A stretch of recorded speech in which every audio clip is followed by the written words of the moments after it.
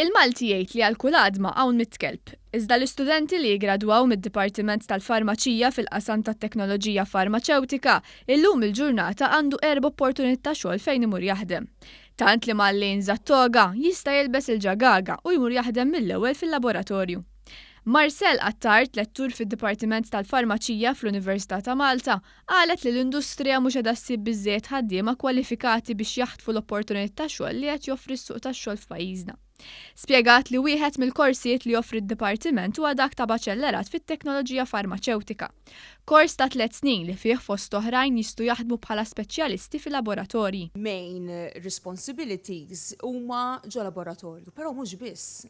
Nies li jiggradwaw bil-kors tal-BSc in Pharmaceutical Technology jistgħu jaħdmu fl-aspett regolatorju, jistgħu jaħdmu ġol l-ispiżerji tal-komunità, jistgħu jaħdmu mal-gvern bħala procurement officers, jistgħu jaħdmu kif qed ngħidu ġol industrija bħala quality control officers, quality assurance officers, jistgħu jaħdmu bħala medical representatives fejn dawn qed jgħallmu lill-healthcare professionals Maltin fuq l-aħjar użu tal-mediċini.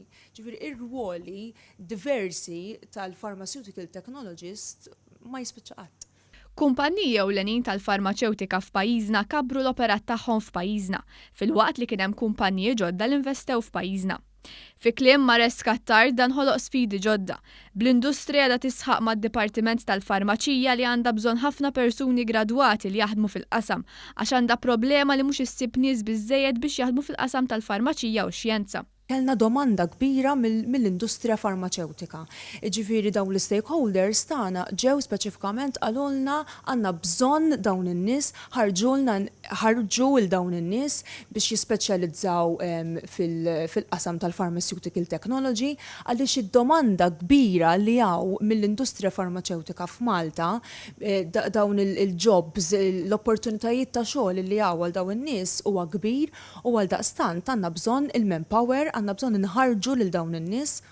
Spjegat kif l-investiment fil-qasam tal-kannabis mediċinali kompla jkabbar l-opportunità xogħol fil-qasam. Għandna numru ta' studenti li bħalissa qegħdin jaħdmu fuq il-mediċina tal-kannabis, settur illi qed joħloq ħafna xogħol f'pajjiżna, għandna bżonn ħafna nies, għandna bżonn ħafna manpower għaliex dan huwa settur li dejjem qed jikber f'pajjiżna u għal daqstant l-expertise l-skills illi qed jingħataw l-istudenti tagħna waqt dan il-kors huma ta' essenzjalment importanti biex iġorruhom magħhom għal dan is-settur li dejjem qed jikber f'pajjiżna. Hija ħeġġet lill-istudenti sabiex jażlu l-farmaċija, partikolarment il-kors fit-teknoloġija farmaceutika għax l-opportunità xogħol huma kbar. Bi-student li attendi dan il-kors jingħata esperjenza fid-dinja tax-xogħol, kemm hawn Malta kif ukoll barra minn xtutna permezz tal-Erasmus, waqt li jkun għaddej bl-istudji tiegħu fl-Università ta' Malta. 3 snin, 4 snin, 5 l-università jgħaddu u żmien sabiħ imma tajjeb ukoll li wieħed jaħseb oltre minn hekk. Għal daqstant dan il-kors għandu opportunitajiet ta' xogħol diversi, numerużi grazzi għall-istruttura dinamika ta' dan il-kors. Kull student u studenta minn tagħna jkollhom minn tal-inqas 3 jew 4 opportunitajiet ta' xogħol f'industri differenti farmaceutiċi ġewwa pajjiżna.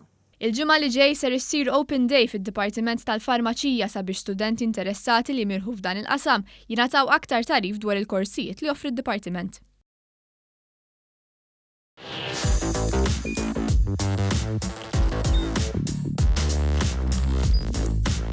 Idħol fuq one.com.mt u hemmhekk tista' tara l-programmi kollha li jxandru fuq One permezz ta' One Play.